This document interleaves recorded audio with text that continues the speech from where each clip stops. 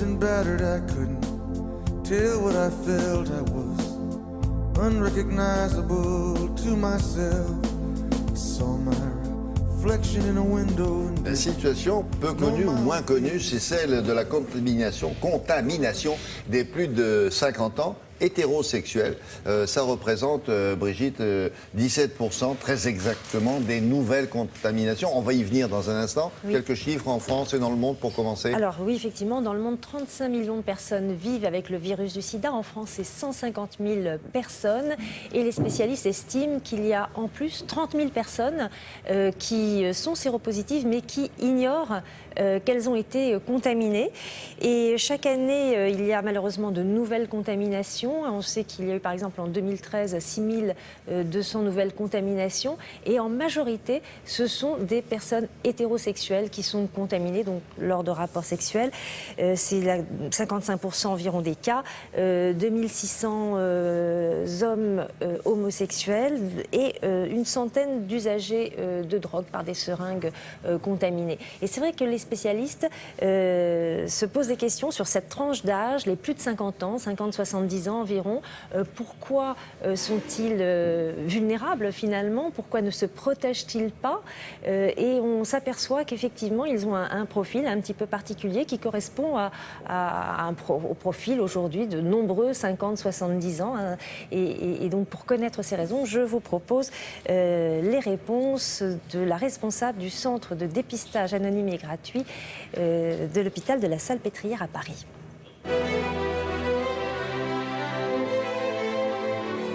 Chez les plus de 50 ans en France, actuellement, l'épidémie augmente. Probablement parce que les personnes hétérosexuelles ne se sentent pas à risque, mais prennent des risques en ayant des relations sexuelles sans préservatif. À vous. Ces plus de 50 ans sont parfois fragilisés par une rupture, une séparation, un divorce. On sait que c'est une tranche d'âge où c'est fréquent. Et donc, recommencer une relation alors qu'on n'est pas forcément bien dans sa tête et qu'en plus, on ne sait pas négocier un préservatif, c'est difficile. En gros, c'est des relations sans préservatif. Des relations sans préservatif, oui. Et qu'est-ce qui fait que vous n'utilisez pas à ce moment-là les préservatifs ? Cette génération des plus de 50 ans n'a en effet pas la culture du préservatif, car dans leur jeunesse, on commençait à peine à en parler, c'était le début de l'épidémie, donc ils n'ont pas utilisé de préservatif. Et là, dans une nouvelle relation, avec les difficultés psychologiques potentielles, mais aussi les difficultés d'apprentissage du préservatif, c'est compliqué, donc souvent ils préfèrent le mettre de côté.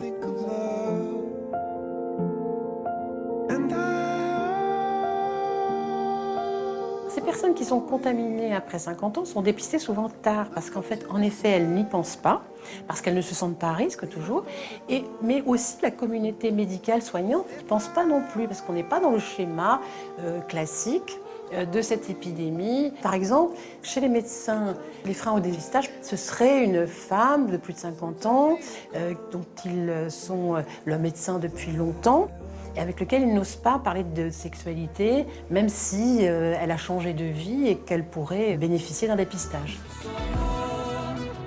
Souvent, lorsque l'infection est dépistée tardivement, les traitements sont plus lourds car le virus est plus présent et donc du coup, il faut plus de médicaments, plus de comprimés, mais aussi des médicaments qui sont avec plus d'effets secondaires, notamment des troubles digestifs fréquents qui peuvent gêner la vie quotidienne. Le message à faire passer aux plus de 50 ans hétérosexuels, c'est j'ai une sexualité, donc je suis à risque et donc je me dépiste. Donc je demande à mon médecin traitant de me dépister, je demande au centre de dépistage anonyme et gratuit de me dépister.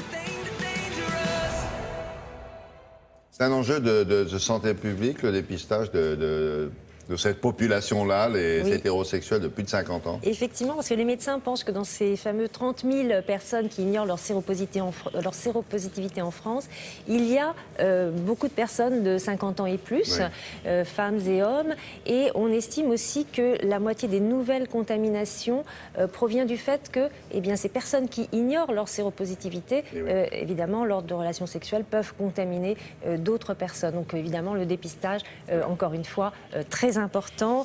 Et puis bien sûr, c'est le SIDAction. Donc si vous voulez faire un don, toujours le même numéro, le 110, ou le site internet du SIDAction, www.sidaction.org. On pourra l'écrire un peu plus gros, le 110. Hein.